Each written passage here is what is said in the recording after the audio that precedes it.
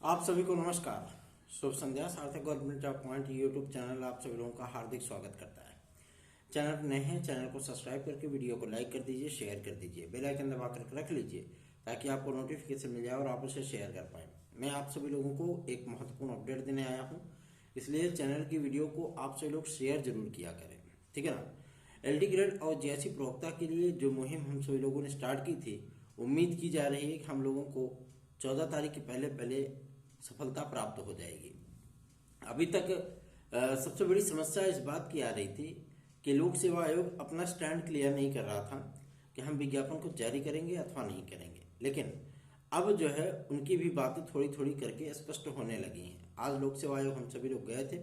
खंड शिक्षा अधिकारी के विज्ञापन को पहले देने की तैयारी थी, किंतु हम लोगों का जो औचित्य है वो सिर्फ और सिर्फ एलटी और जीएससी पे है।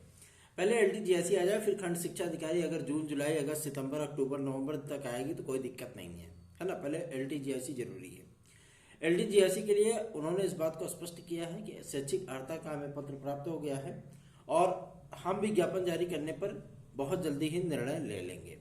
आप सभी लोगों को मैं बता दूं कि चुनावी आचार संहिता को लेकर के या आपके एग्जाम रिशेड्यूल को लेकर के काफी सारी बातें स्पष्ट होने वाली हैं, क्योंकि अब लोक सेवा आयोग अपने पुराने फ्लो में ही काम करने लगा है।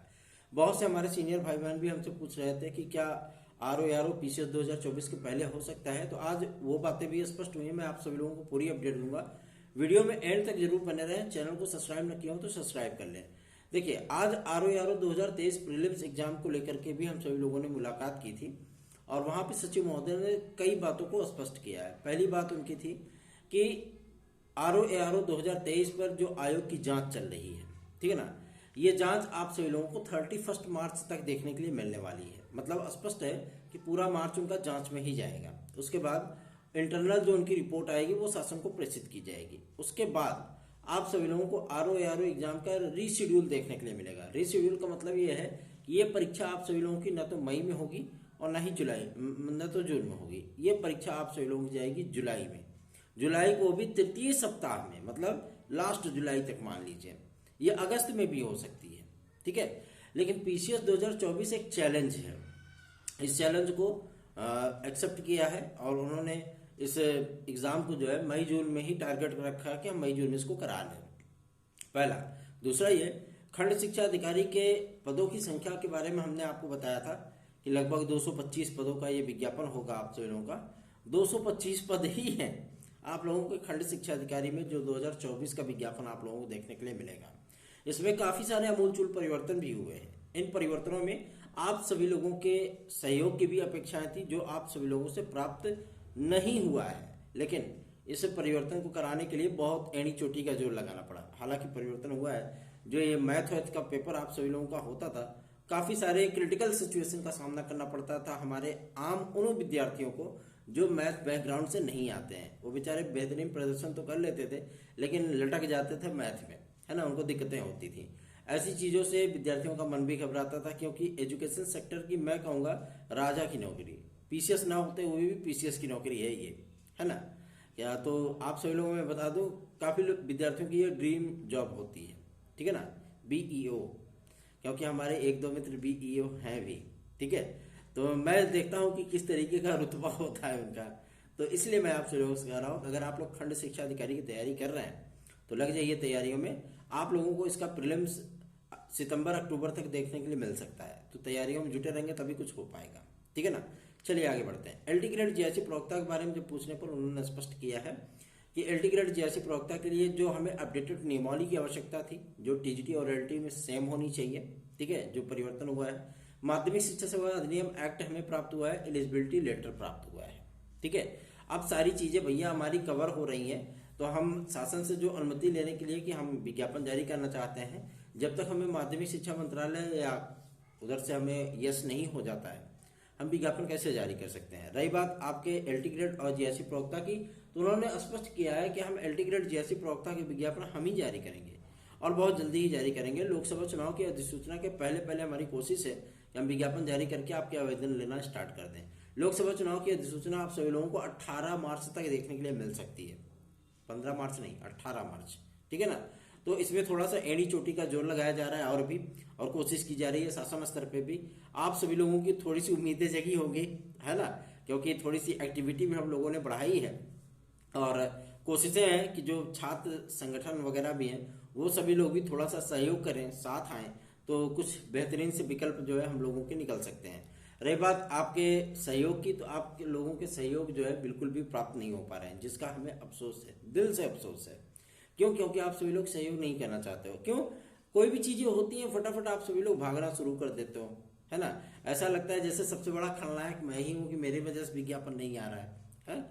ऐसा तो है नहीं। प्रयास तो हो रहे हैं ना आप सभी लोगों के लिए। आप सभी लोग घरों में बैठे हैं, अब तो गर्मी का सीजन भी स्टार्ट हो गया है ना, लेकिन आप लोगों के लिए प्रयास हो रहे हैं ना, दिल से मन से प्रयास हो रहे हैं। तो इन प्रयासों का जो सारांश क्या निकला? इन प्रयासों का सारांश यही है कि आप सभी लोग साथ छोड़ करके भाग रहे लगो। कम से कम लोगों को जोड़ना है आपको चाहिए, आप खुद ही छोड़ के भाग रहे हो, है ना। तो ऐसी परिस्थितियों में क्या होता है कि मनोबल टूट जाता है। हम आपको मनोबल देते हैं, आपको मनोबल बढ़ा करके हम लोग आपको मोटिवेट करते हैं, लेकिन आप सभी लोग ही हमें ही को डिमोटिवेट करने लगते हो, तो दिक्कत हो जाती है फिर। चलिए आगे बढ़ते हैं। अब बात करेंगे आपके एक और महत्वपूर्ण मुद्दे को लेकर के, जो कि संबंधित है आप सभी लोगों का टीजीटी पीजीटी और शिक्षा सेवाचयन आयोग। शिक्षा सेवाचयन आयोग आप सभी लोगों का लटकेगा नहीं। ये पूरी एकदम पुख्ता और प्रमाणिक चीजें हैं कि ये आयोग आप सभी लोगों का लोकसभा चुनाव की अधिसूचना के पहले पहले आ जाना है। क्यों? क्योंकि मुख्यमंत्री महोदय को पता है ये चीज। क्या पता है? कि प्रयागराज की सीट इतनी आसान नहीं होगी निकालना, है ना। प्रयागराज हो गई, आपकी फतेहपुर हो गई, फूलपुर हो गई। क्यों? प्रयागराज में 2 सीट है भैया, एक फूलपुर है और एक प्रयागराज है। ये तीनों सीटें आप सभी लोगों को मैं बता दूं, और कौशाम्बी की भी है ना। तो दिक्कत होगी फिर। क्यों? क्योंकि इसी से रिलेटेड बहुत से विद्यार्थी प्रयागराज में रहते हैं, और हम सभी लोगों ने भी जो कोशिशें की थी वो इसी चीज को लेकर के कि अधिसूचना के पहले पहले हमारी अधिसूचना आ जाए, है ना। तो आज जो संभावित प्रत्याशी हैं हमारे फूलपुर सेक्टर से, क्योंकि 1-2 दिन में उनके भी नाम की अनाउंसमेंट होने वाली है, तो उनको हम लोगों ने ज्ञापन दिया और उनसे रिक्वेस्ट किया कि आप शासन में कैबिनेट मिनिस्टर है, डिप्टी सीएम है, तो कोशिश ये करिए कि हम लोगों का शिक्षा सेवाचयन आयोग बन जाए। इससे क्या होगा कि विद्यार्थियों का जो मनोबल एकदम डूब चुका है वो मनोबल थोड़ा सा हाइप करेगा। विद्यार्थी ये सोचेंगे कि चलो भैया चुनाव बीत जाने के बाद तो हमारा टीजीटी पीजीटी एलटी जैसी ये सारी चीजें फाइनल हो जाएंगी, परीक्षाएं हो जाएंगी इसकी। जिन पदों को लेकर के अध्याचन भेजा गया है, और कुछ लोग बोल रहे होंगे कि आपके 4,500-5 हजार अध्याचन अभी शिक्षा निदेशालय में ही है।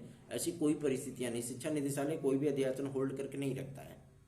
सारे अध्याचन आपके लोक सेवा आयोग भेजे जा चुके हैं। एक बार उन्होंने अध्याचन वापस भेजा था, अपडेटेड अवस्था में मांगा था कि हमें अपडेटेड अध्याचन चाहिए, अपडेट करके अध्याचन उनको प्रेषित कर दिया गया।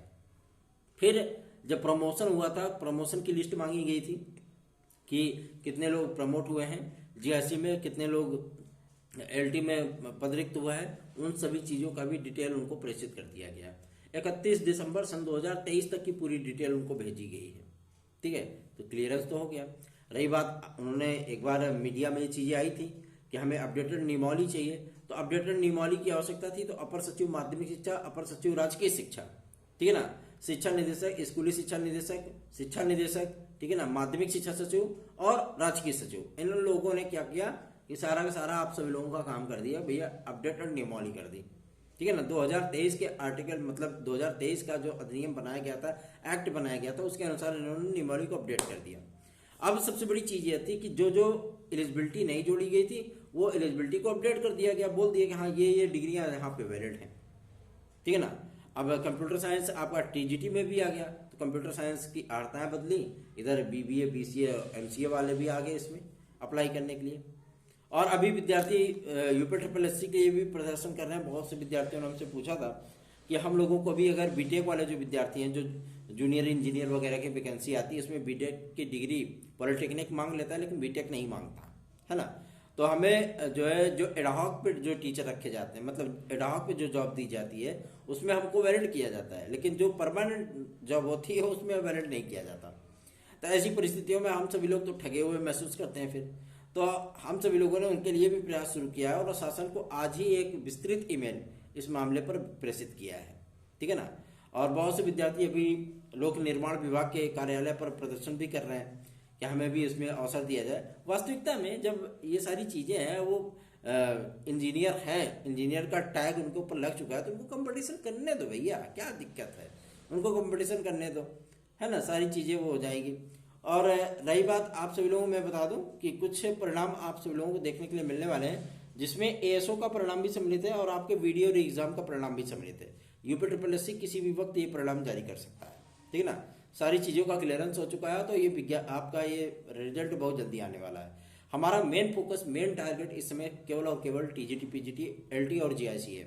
शिक्षा सेवाचयन आयोग है, असिस्टेंट प्रोफेसर 2000 जो आपका विज्ञापन संख्या 51 है, वो हमारा टारगेट है। इन्हीं चीज़ों को लेकर के हम लोग काम कर रहे हैं और आज प्रतियोगी छात्र संगठनों से बात भी किए हैं, आज उन लोगों से भी मुलाकात की है, काफ़ी सारे लोगों को लेकर के हम लोग लोकसभा गए भी थे। तो आप सभी लोगों से भी रिक्वेस्ट करना चाहते हैं, पहली चीज़। और दूसरा ये विद्यार्थी जो हमारे भाई बहन टीजीटी पीजीटी 2016-2021 के विद्यार्थी हैं, जो जुड़ने की ख्वाहिश रखते हैं हमारी याचिका में, हमारी यात्रा में सम्मिलित होना चाहते हैं, तो इस यात्रा का परिणाम क्या होगा मैं आप सभी लोगों को पहले ही बता दूं। इस यात्रा का परिणाम आप सभी लोगों का सुखद अंत होने वाला है, ठीक है ना। मतलब आपके चेहरे की मुस्कान के साथ इस यात्रा का समापन होगा।